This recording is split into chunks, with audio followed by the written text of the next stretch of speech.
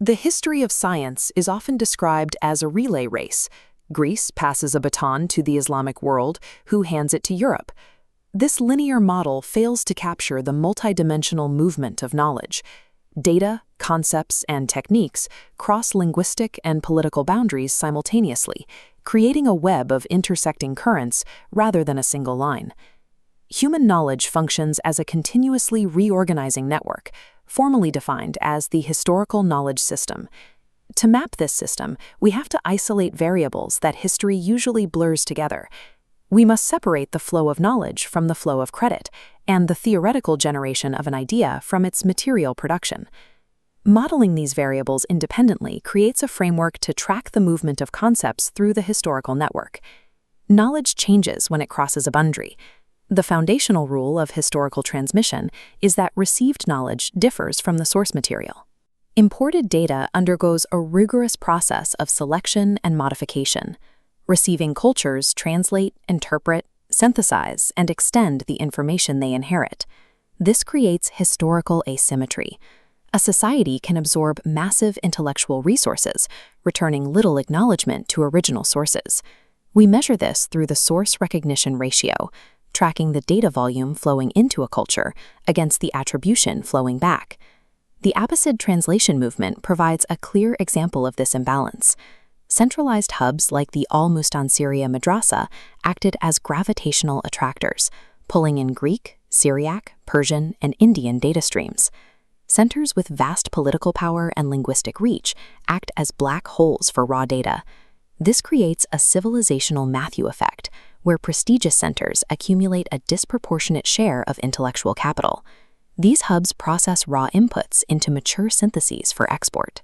Later generations often credit a final geographical bottleneck, like the city of Toledo, as the sole originator of ideas that were actually synthesized from multiple global traditions.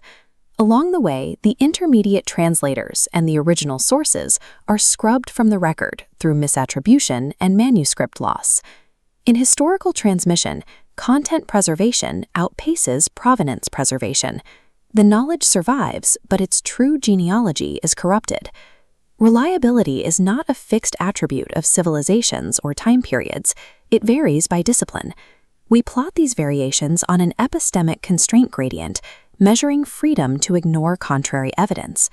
Low constraint domains, like myth or theology, possess high cultural degrees of freedom, surviving without empirical proof. High constraint domains, like astronomy, restrict interpretation, forcing propositions to align with reality.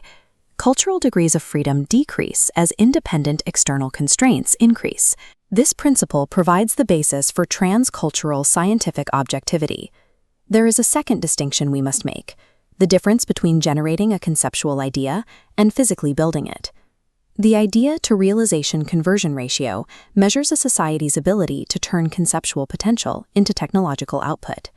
Classical Greece occupies the top left quadrant.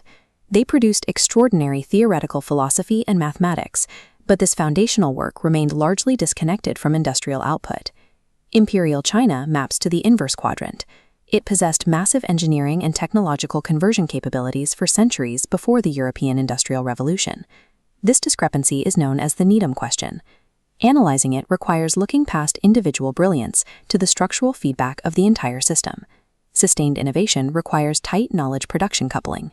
It is a bidirectional chain where thought informs science, science drives experiment, experiment builds technology, and technology scales to production.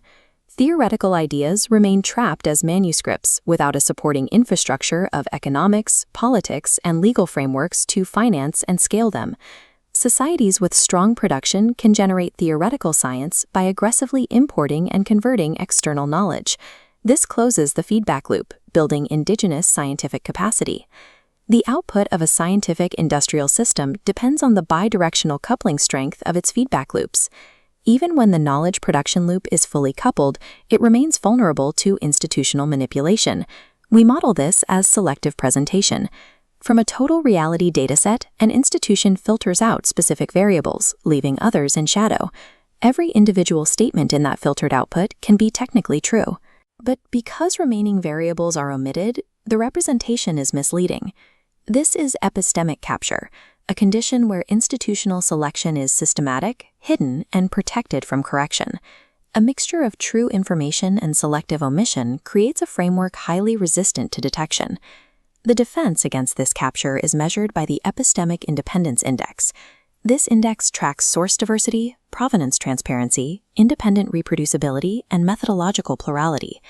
Protecting this index requires preserving original methodological records across centuries, which provides the evidence needed for a system to challenge its own conclusions.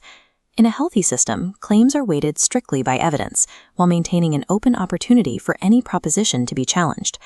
Modern science's architecture is designed to perpetually expose, test, and mathematically correct human error.